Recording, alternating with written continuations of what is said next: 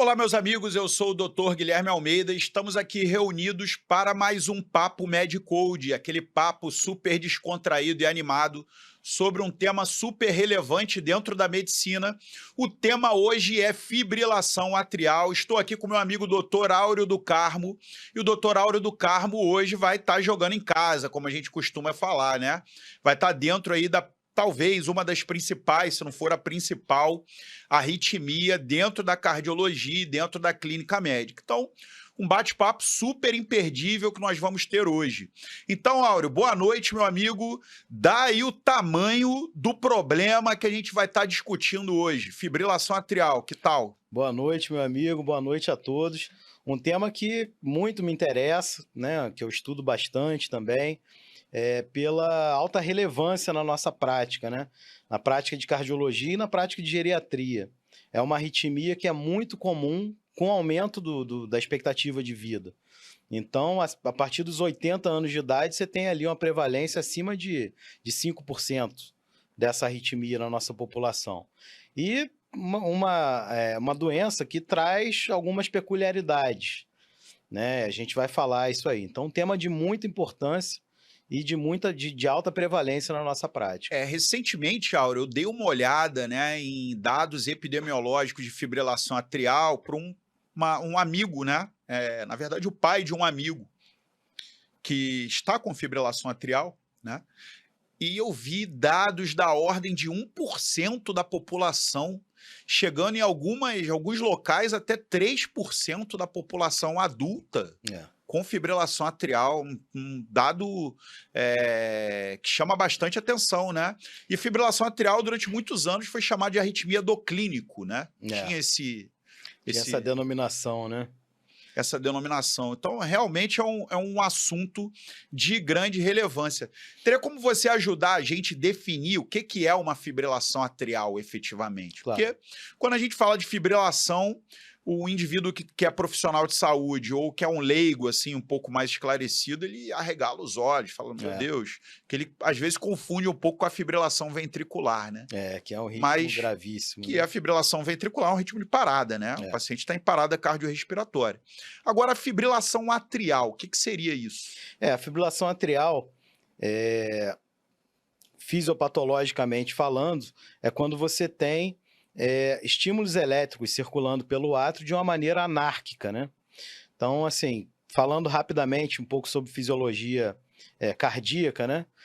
A gente tem o nosso marcapasso natural, que é o nódo sinoatrial, o nódo sinusal, que produz estímulos elétricos na frequência aí entre 50 e 100 por minuto. E esse estímulo elétrico é que vai fazer com que o coração se contraia de uma maneira ordenada, né? O nosso coração ele tem 4 cavidades, 2 átrios e 2 ventrículos, né? Os 2 átrios são cavidades mais superiores, vamos dizer assim, né? Anatomicamente falando, e que é por onde o sangue chega. O sangue chega pelos átrios, né? Desce dos átrios para os ventrículos e dos ventrículos vão para a circulação sistêmica e pulmonar. O nosso coração, ele é independente de um lado e de outro, né? Tem alguns autores que falam que a gente tem o coração direito e o coração esquerdo. E os átrios, eles recebem o sangue pelas veias, né? Pela veia cava. E da veia cava, né? Vamos seguir o sentido todo lá, né? Então entra pela veia cava no átrio direito, do átrio direito vai para o ventrículo direito, do ventrículo direito para as artérias pulmonares, né? Voltam pelas veias pulmonares, né? Desembocam lá no átrio esquerdo, depois ventrículo esquerdo e aorta. E aí ganha a circulação sistêmica.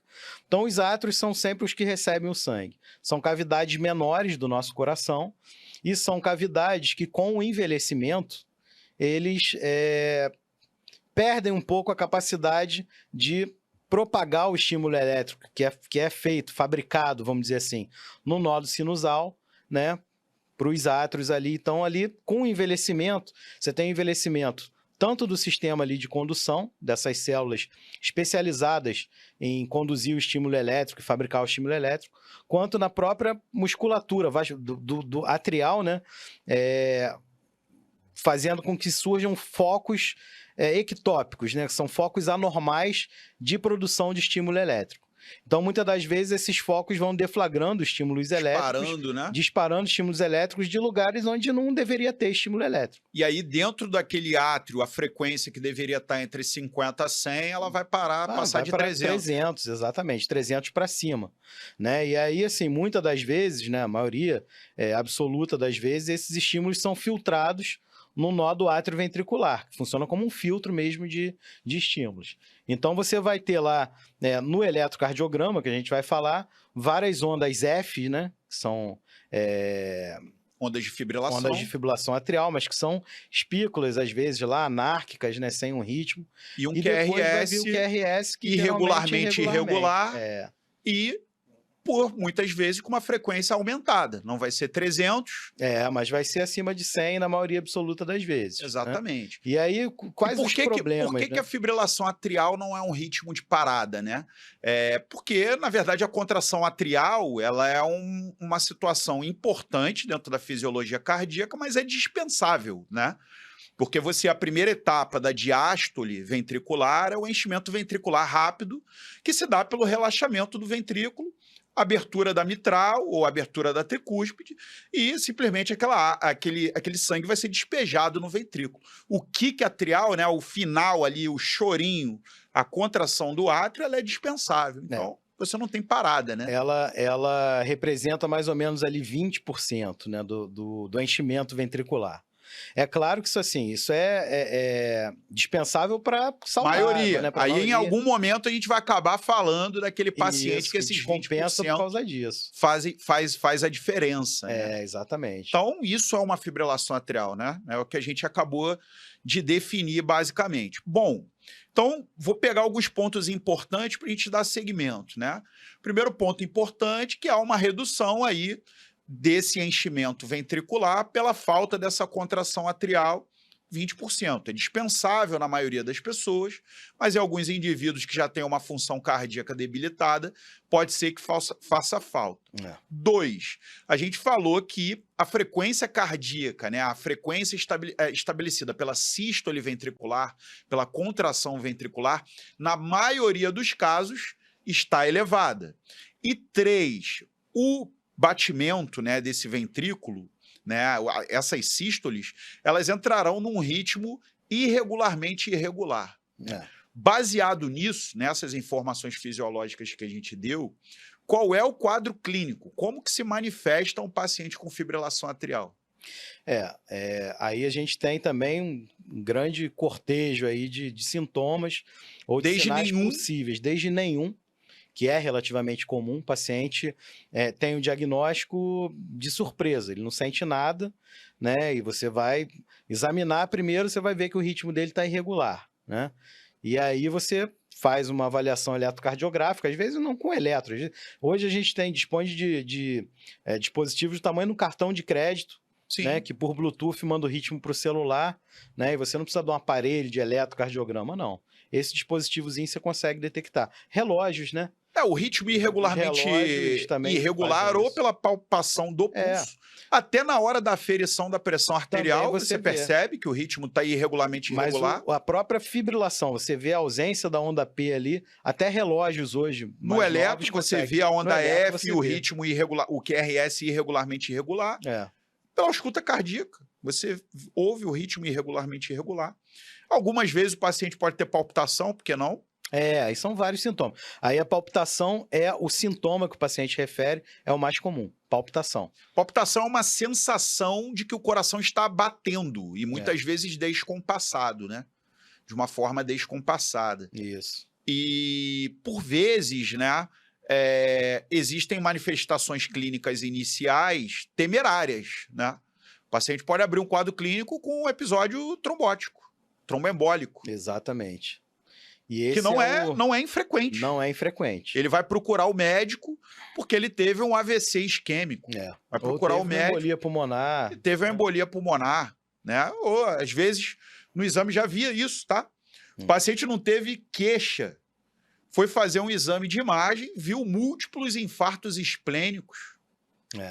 Múltiplos infartos esplênicos? Estranho, né? Foi embolia. Pelo quê? Fibrilação atrial. Fibrilação Você atrial. foi investigar, era ritmo irregularmente irregular. É. Sorte dele que não foi nenhum acidente Cerebral, vascular encefálico ou algo pior. É. Né? A consequência ia ser muito pior do que o no esplênica, né? Com certeza. Lembra de mais alguma outra manifestação que leva o paciente? Olha, aí os casos, pacientes mais idosos... ou já Descompensação com de CC, insuficiência talvez? cardíaca, descompensa. Então, é o paciente que refere um cansaço desproporcional aos esforços, Edemas, ortopneia, inferior. edemas, né, dispneia paroxística noturna. Então, esse paciente, os Ele 20% tá fazendo instabilizou, falta. né, a insuficiência cardíaca, né, que se tornou descompensada pela falta dos 20%. Dos 20%. Ou seja, ele criou uma baixa pré-carga, digamos assim, encheu menos o seu ventrículo e aquilo se espalhou como um baixo débito também, né? Então ele gerou os dois, congestão e baixo débito. Exatamente. E assim, uma coisa que a gente não falou na fisiopatologia é exatamente a indicação da anticoagulação, né? Que você tem ali uma cavidade que não contrai. E o sangue está ali chegando, né? Vai gerar uma estase. Então, Aquela pode gerar falta uma daqueles estase. 20%, né? Que não, o kick atrial, né? A contração atrial não está te dando, aqueles 20% estão ficando ali de circulando residual, ali. de volume residual, Então, estático. na ecocardiografia, a gente tem a tal da remora atrial, né? A remora atrial é o início da formação do trombo. Então, quando você faz o ecocardiograma, você vê aquela nuvem ali circulando ali, né? Já é um indicativo de alto risco de trombogenicidade. Agora, né? um ponto relativamente polêmico. Risco. Existe um perfil de risco para fibrilação atrial? Perfil de risco Por exemplo, você tem um paciente, você fala, esse cara está em risco de ter fibrilação com atrial. O que certeza. ele tem? O que ele geralmente tem de comorbidade? Alguma coisa de hábito de vida? Tem vários, né? Assim, a idade, para mim, é o principal fator de risco. Com certeza. Porque o envelhecimento muscular atrial predispõe à arritmia. Então, o paciente que tem 80 anos de idade, ele tem um risco maior do que ele tem 70, e o de 70 tem um risco maior do que ele tem 60. Exatamente. Então, com o avançar da idade, o risco vai aumentando. Os fatores de risco cardiovasculares conhecidos são fatores de risco para fibrilação atrial também, né? Então, principalmente o diabetes, o tabagismo, a hipertensão, né? E o sedentarismo também. A presença de insuficiência cardíaca. Também outro fator de risco importante. E outro, assim, isso já dado de exame complementar, né? O diâmetro atrial esquerdo. Quanto maior, Quanto maior o diâmetro atrial esquerdo, maior é o risco, sendo que o número cabalístico ali é 40. 40 milímetros de diâmetro. Para cima é que tem um risco maior. No papo Medcode sobre alcoolismo, a gente falou da Holiday Syndrome, né? Da fibrilação atrial. Então, assim, consumo aguda. de álcool, né? Abusivo, estimulantes, né? Estimulantes. Cafeína, que a gente falou do energético com álcool, Qualquer até a cocaína, né? E até medicamentos, às vezes, para gripe, né? Os descongestionantes, sistêmicos ou nasais. Exatamente. A apneia do sono. A apneia do sono é um grande fator. É um fator que hoje também super em voga, né? E relativamente comum, né? E tem aquela coisa do exercício, né? Você vê vários ex-atletas, né? Que desenvolveram o coração do atleta ao longo da vida e de uma maneira impressionante, quando eles estão chegando aos 60, 70, a maioria deles estão desenvolvendo algum tipo de arritmia, principalmente fibrilação atrial, né? FA. Acho que a gente já conversou sobre isso alguma vez. Já conversou. Aí você vai ver, assim, eles têm o fator de risco lá do diâmetro atrial. O diâmetro atrial maior... É o coração do atleta. Por causa do coração do atleta. E também a descarga adrenérgica do próprio exercício físico ao longo da vida. A gente não sabe qual a repercussão disso, né? Com certeza. A gente está tendo uma compreensão agora, porque as performances atléticas, elas vêm aumentando muito nos últimos, vamos lá, 20 anos. 30 anos. 30 anos para cá. Então, esses atletas de 20 e 30 anos que agora estão chegando aos 60. Né? Então, a gente está vendo essa repercussão agora. Lógico que o exercício físico é ótimo, é maravilhoso, mas a gente está falando de alta performance, né? Alta performance é um pouco diferente, né? Alta performance não é saudável, na maioria das vezes. Exatamente. Você pega aí um ginasta de alta performance, quantas cirurgias ortopédicas ele já deve ter feito. Não só ginasta, até maratonistas, etc. Entre outros. Eu não estou falando só de trauma, né? Entre outras situações, né? Que a gente pode discutir em algum papo Medcode lá para frente sobre essa questão esportiva atlética. E aí eu queria te perguntar e ser um pouquinho mais incisivo sobre o processo diagnóstico e a categorização dessa fibrilação atrial. A gente pode começar com um processo diagnóstico, né? Você falou de eletrocardiograma, talvez seja, além do exame clínico, né, do ritmo irregularmente irregular, não é a única arritmia que causa ritmo irregularmente irregular. Ataque atrial multifocal, por exemplo, causa, né? Ritmo irregularmente irregular, um diferencial importante. Dentro do eletrocardiograma, você consegue diagnosticar fibrilação atrial. Algum outro exame que você acha importante? O exame padrão ouro é o eletrocardiograma. E aí a gente tem várias modalidades de eletrocardiograma. Fibrilação atrial, a gente vai falar da classificação, né? O mais comum no início do processo é a fibrilação atrial intermitente. Então, muitas das vezes, o paciente está no consultório e você não consegue diagnosticar. Mas o paciente tem a queixa. Não, doutor, de vez em quando eu sinto uma palpitação e tal. E aí, baseado na frequência desse sintoma, você vai avaliar com um eletrocardiograma adequado para ele. Então, existe, por exemplo, o Holter de 24 horas. Então, se o paciente tem uma arritmia, uma palpitação que ele sente todo dia, maravilha, faz o Holter que você vai pegar essa arritmia, né, na maioria absoluta das vezes. Mas tem aquele paciente que não, que só sente de 3 em 3, uma vez por semana, né? Nesses pacientes, você tem que fazer uma monitorização eletrocardiográfica com um tempo maior. Ou ter algum subterfúgio, algum mecanismo de quando o paciente tiver a palpitação, ele monitorizar o ritmo cardíaco dele. E esses watches da vida, né? Esses relógios estão evoluindo muito. Os relógios inteligentes nisso, né? fazem isso, né? Os de última geração, né? Se eu não me engano, os que têm algoritmo para diagnosticar a fibrilação atrial são da Apple, da Samsung e da Xiaomi. Né? Esses três já têm validado pelo FDA, né, o diagnóstico de fibrilação atrial. Eles são dotados de um algoritmo que consegue analisar se tem onda P ou se não tem, e ele alarma e avisa aí Isso a gente está falando, né, do ponto de vista de diagnóstico, mas do ponto de vista também de elucidação para complicações ou até mesmo de causa, o ecocardiograma também é um exame bem-vindo. O exame, assim... Primeiro, né, focar o elétrico que eu comecei a falar, mas não acabei, né? Então, o Holter, para si, acontece todo dia. Não acontece todo dia, aí você tem o monitor de eventos, né, que você pode monitorizar o paciente por 7 dias, 14 dias, um mês. Aí depende da sua disponibilidade lá do aparelho. Né? Tem aparelhos que são implantados também, né, que conseguem monitorizar até um tempo maior. E você tem, né, tanto os relógios quanto os dispositivos de tamanho do cartão de crédito, que isso já aconteceu, já emprestei. Eu tenho esse dispositivo, chama-se Alive Core, né? Nos Estados Unidos eles vendem em farmácia esse dispositivo. Sim. Custa menos de $100, né? E ele se comunica com o celular via Bluetooth, né, e mostra o ritmo no celular. Então, quando o paciente, né, tem sintoma, né? Tô com sintoma.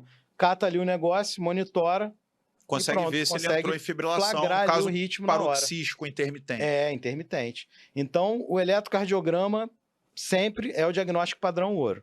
E aí pode ser o eletro do Holter, do monitor de eventos, do relógio inteligente, do Alive Core, enfim. Mas você tem que ter um traçado eletrocardiográfico para mostrar ali a ausência de onda P. Esse é o diagnóstico, né?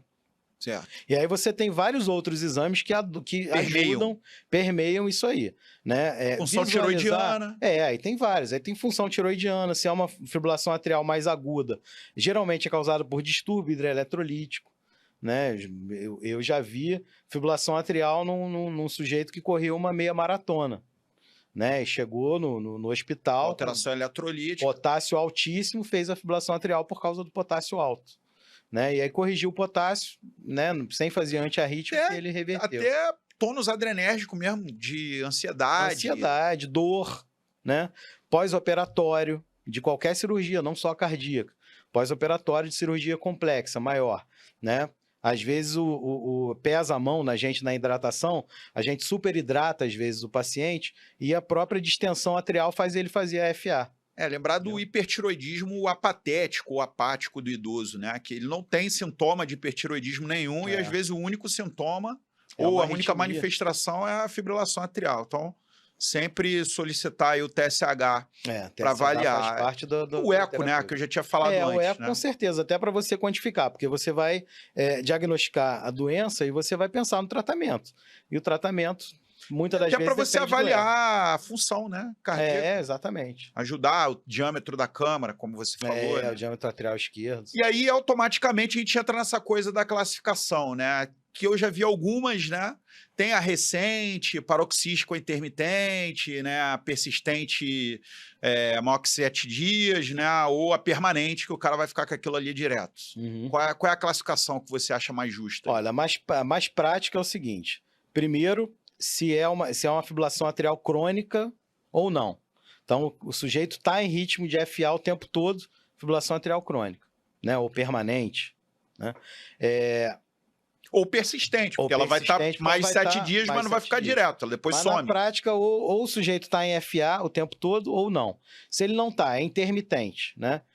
Se é intermitente, você não sabe a origem dela. Muitas das vezes você não sabe quando começaram. Se é recente, ou seja, tem Se é menos de recente ou não. 48 horas ou não. Isso faz parte da avaliação mais na emergência, no tratamento inicial. Então tem esse divisor de água. Tem o Menos de divisor de 48 horas, mais de 48 Isso. horas. E se ela entra e sai, ou se ela fica. Ou se ela fica. Então, se o paciente, por exemplo, você atende na emergência, um paciente com palpitação, né? E ele relata para você direitinho, não, doutor, sintomas começaram hoje às 4 horas da manhã. E às vezes teve até um gatilho para isso. Gatilho, não dormi direito, tô preocupado, né? Eu tomei muito energético ontem, fui numa festa, enfim. Bebi pra caramba Bebi ontem. muito e tal. Então, isso você consegue muitas das vezes caracterizar o início da arritmia. Por que essa preocupação de 48 horas, mais de 48 horas? Vai não? alterar o tratamento. Vai impactar diretamente no tratamento, né? Quer falar direto? Vamos falar direto, porque que aí a gente já emenda, né? Menos de 48 horas, agudão ali. Aguda, a possibilidade de Tá formação agora em fibrilação aqui agora, na nossa frente. A possibilidade de formação de trombos na parede do átrio é mínima ou nenhuma. Então, você não necessariamente precisa anticoagular antes de reverter a arritmia. Sim. Né? Por que você teria se tivesse um trombo? Porque você vai atordoar o miocárdio depois de 48 horas. De voltar, né, ao ritmo normal e pode embolizar aquele trombo. Pode. É isso? Ou gerar um novo trombo até. Gerar um novo trombo. Então, se a arritmia tem mais de 48 horas, obrigatoriamente você tem que anticoagular. Né? Onde você dispõe de eco transesofágico, você faz o eco transesofágico para ver se não tem trombo. Porque o eco transesofágico é muito mais acuraz do que o eco transtorácico para identificar o trombo dentro do átrio, né? A visualização tem uma sensibilidade muito maior do que o eco transtorácico. É porque o átrio, né? O ventrículo direito está ali na frente, o ventrículo esquerdo está de ladinho, o átrio está lá atrás, né, amigo? Está próximo ao esôfago, né? Exatamente. Então, eco transesofágico onde você dispõe. Se você não dispõe, o ideal é você anticoagular e não reverter a arritmia. Esse é o outro caso, né? A gente está ainda no caso de menos de 48 horas. O de menos de 48 horas não tem isso, não definitivamente. Tem isso, definitivamente. Ele não vai formar trombo. Pode mandar brasa e reverter, que não tem trombo nenhum ali. E mais de 50% reverte sozinha, mesmo você não fazendo nada. Então, uma das medidas é você aguardar. Aguardar. Em casos até, eu já vi reversão com o uso de benzodiazepínico. Já viu isso? Já. Deu um benzodiazepínico pro cara, deu um Rivotril aí, o cara relaxou, pá, e sumiu. Reverte. Remédio para dor, se o paciente está sentindo dor, você trata a dor, reverte a arritmia também. Diminui o tônus adrenérgico. O drive ali adrenérgico. Então... Uma é você não fazer nada e esperar que às vezes volta sozinho. Isso. Agora, se você tá afim de reverter, você tem duas modalidades. Reversão química e reversão mecânica. Sei lá, elétrica. Física. Elétrica. Como é que é aí, assim... Na prática, né? Fez o eco transesofágico, não deu trombo. Não, esse é o menos de 48 horas, não precisa nem fazer o eco. Você tá falando do menos de 48 horas. Aí é o seguinte, a resposta à medicação é muito boa. Faz o quê? A mildarona, você pode fazer mildarona, mas em alguns casos até um beta-bloqueador venoso resolve. Sotalol da vida. Só baixando a pressão, metoprolol venoso. Metoprolol venoso. Seloken, né? O nome comercial. Seloken. Então você faz Seloken V, tem ampola de 5 miligramas. Pode ser propafenona também, né? Também pode. E o ritmonorme tem até uma característica que a propafenona, a administração venosa e oral são equivalentes em eficácia. Então você pode dar comprimido de propafenona. Mas o que a gente acaba vendo por aí é a mildarona, galera. Vai logo na mildarona, que já conhece, né? Eu acho que é porque o clínico ele vai mais no automático, né? É. E a amiodarona serve para outras várias arritmias, né? Então, acaba Tem fazendo essa coisa do amiodarona. automatismo, né? Na Tem. prescrição do clínico. O Tem. cardiologista que já está mais aprofundado, eu acho que ele Muda julga um pouco melhor, o caminho, né? com certeza. Até porque a amiodarona é uma das drogas que tem mais efeito Tem colateral, problemas, né? mesmo em curto prazo, né? Fibrose pulmonar, problemas de tireoide, hipertiroidismo, É a coloração da pele. hepatite, coloração da pele. Então tem vários Isso cronicamente, né? Ali você vai fazer... agudamente você tem... Não, tô falando da pele, né? Da pele é especificamente. Pele é crônica. O cara não vai ficar bronzeado de amiodarona. Mas eu já vi mais de 10 casos, né, de fibrose pulmonar pelo uso agudo de amiodarona. Agudo. Só usou ali para reverter a arritmia e fez a fibrose pulmonar depois. Com certeza. E o choque? Tem que sedar o cara. Vai fazer... O choque aí você também tem... Sincronizar. A gente tem que primeiro quantificar a gravidade, por exemplo, né? Não, menos de 48 horas, você quer reverter. Mais ou menos de 48 horas pode estar grave. Se está grave, sim. você tem que reverter rápido, Claro. E aí o choque é a melhor forma de você reverter, porque é a mais eficaz em geral, né? E aí o choque você tem que primeiro sedar o sujeito, óbvio, porque é um... Tô falando do sem estabilidade. Sem estabilidade. Então você vai sedar o paciente, né? Às vezes até na sedação reverte, né? O que você falou aí do Rivotril aí revertendo a arritmia. Porque na verdade, né? Na verdade, a maioria dos sem estabilidade, ele vai sumir sozinho. Vai sumir sozinho.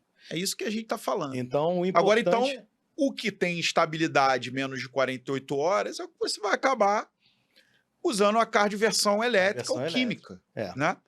E aí a cardioversão elétrica, para os que têm instabilidade, é o que está mais indicado.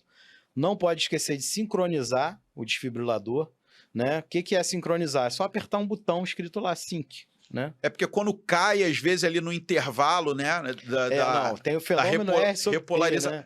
Então, se o choque bate em cima da onda T, né? O cara faz parada. O cara faz fibrilação ventricular, né? Então, o sync é só para isso. Né? Então você vai chocar... Vai ganhar outro choque depois. Exatamente. E muitas das vezes não volta, né? Então a FA não. A FA sincronizou. Mas tem os aparelhos que agora você vai lá e ele já não deixa, Tem alguns aparelhos que sincronizam automaticamente. Né? É inteligente.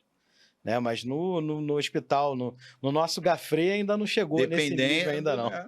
Depende da gente ainda. Perfeito. Mas é apertar um botão, né? Então vamos resumir aí o menos de 48 horas. A grande maioria volta sozinho, né? Às vezes que você lidando ali com o fator gatilho, ele volta o ritmo normal, mas se tiver uma instabilidade, você vai acabar fazendo cardioversão elétrica ou química. Em geral é elétrica, e os casos de instabilidade em geral são pacientes já com problemas cardiológicos. E se ele tem instabilidade mais de 48 horas? Aí é choque do mesmo jeito. Aí choque do mesmo jeito, se está instável, acabou, choque. Você tem que reverter, né? Agora também tem a penumbra, né? A penumbra é quando o cara não está com distúrbio hemodinâmico grave, não está chocado, não tem dor, uma coisa não tem importante da gente ressaltar, o choque ele é preferencial, porque o paciente está com instabilidade. Não dá tempo de você ficar fazendo cardioversão química e ficar esperando que o paciente instável. Exatamente. No universo ideal, é choque. Por mais que a infusão ali demore ali, às vezes, 10 minutos, né? Mas são 10 minutos de perda de tempo. Né? Com instabilidade. Com instabilidade é choque. É preferencial, né? Você só não vai fazer se você não tiver como fazer. E aí a programação lá é geralmente numa energia mais baixa, né? 200 Joule. Não, até menos. Nos aparelhos mais novos. 200 era no antigo, que era o monofásico, né? Agora os bifásicos, 50, 100 Joule já vai, né? Vai. Perfeito. Cara, e aí nos outros, né? O paciente não tem estabilidade e tem mais de 48 horas ou tem um tempo indeterminado. Isso. Aí você vai ter que ter ele não tem estabilidade, tem mais de 48 horas ou tempo indeterminado. A sua preocupação vai ser, vou elencar, controle da frequência cardíaca, saber se tem trombo ou não tem, anticoagular, e avaliar se esse cara vai evoluir para instabilidade. Ele não tem estabilidade. E aí uma outra coisa, avaliar se vale realmente a pena você reverter a arritmia. Porque ela vai voltar depois. Se dependendo da situação. Grande maioria dos casos, ele já tem doença estrutural, né? E vai acabar voltando, então, ele tem mais de 48 horas. E aí você tem várias obviamente, vários autores e cada um vai puxando, né? A A sardinha brasa para sua sardinha lá, né? Mas o que na prática, com senso crítico, qual é o macete, vamos dizer assim? Quanto mais jovem, mais recurso você vai gastar, né? Então, quanto mais jovem, mais benefício ele vai ter de se manter em ritmo sinusal. E aí você usa de todos os artifícios que você puder para isso. Reversão da arritmia, ablação, por exemplo, né? Se é uma arritmia que dá para fazer a ablação, geralmente é no mais jovem, né? Então, isso é para o mais jovem. Para o paciente mais idoso, que não é o primeiro episódio, por exemplo, né? Já tem história de vários episódios prévios. Controle de frequência de Controle coagulação. de frequência cardíaca e anticoagulação. Ponto. Não adianta você reverter que daqui a semanas, Então, por exemplo, dias, chegou já um paciente aqui de fibrilar de 60 anos, em fibrilação atrial, falou, doutor, eu já tenho isso aqui há muito tempo, tá? Ou o início é indeterminado. Se ele tem alta resposta, você vai fazer, e não tem contraindicação, você vai fazer um beta-bloqueador e controlar a frequência.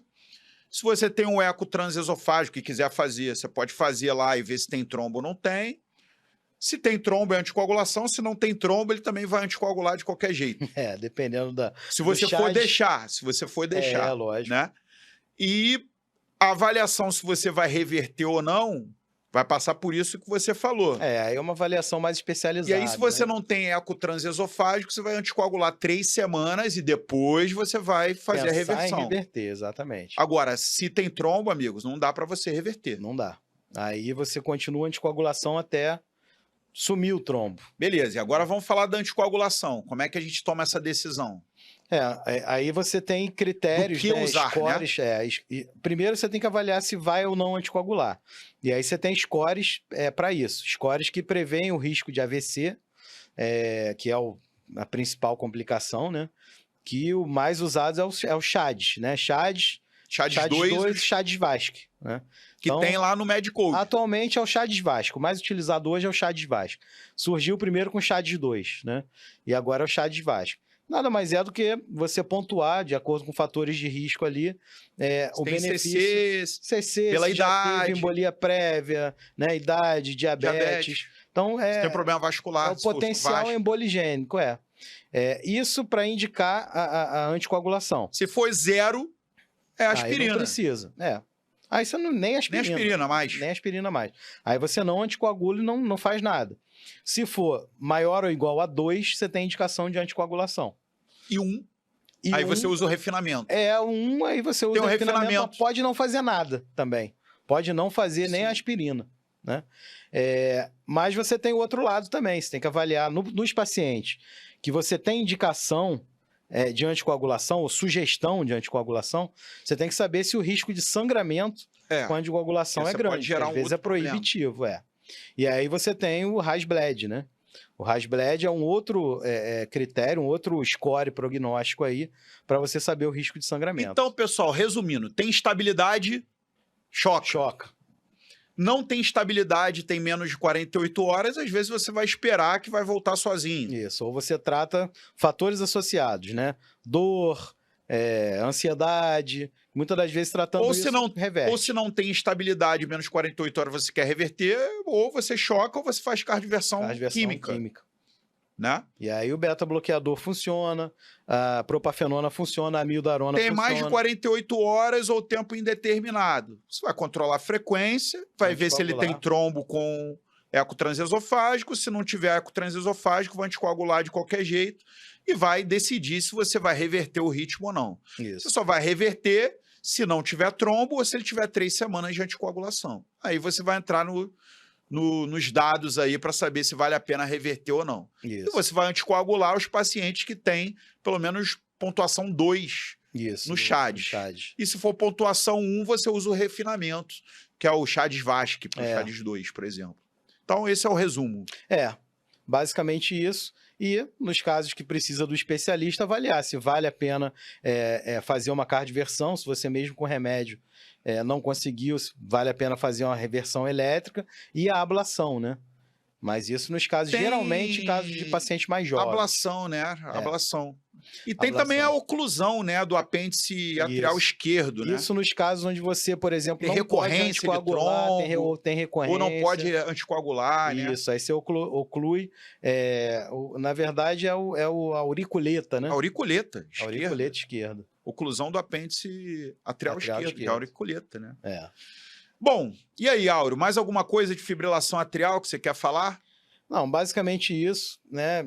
Lembrar que os novos anticoagulantes são tratamento de escolha, estão valendo. Não é mais varfarina igual pelo amor de Deus, isso era um pesadelo pra gente. Né, a gente até brincou, falou filhos, né? Ambulatório de fibrilação atrial. Toda semana o paciente levando o INR para você checar se estava no alvo, né? Entre 2 e 3. Agora com os novos anticoagulantes, ficou uma maravilha. Você não precisa mais ficar fazendo INR semanal, né? Exatamente. E são medicamentos mais seguros, né? E mais eficazes. E até para começar também, né? Não, com certeza. Porque você tinha que começar com heparina. Para depois fazer o varfarina e depois esperar uns 5 dias para começar a ver o INR para ver se ele estava no alvo. Levava mais uns 2 ou 3 para entrar no alvo. Aumentava o tempo de internação, complicações. Complicado, né? Prendia leito, etc. Bom, espero que tenham gostado aí do nosso Papo Med Code sobre fibrilação atrial. Aguardem o próximo. Um abraço e até breve.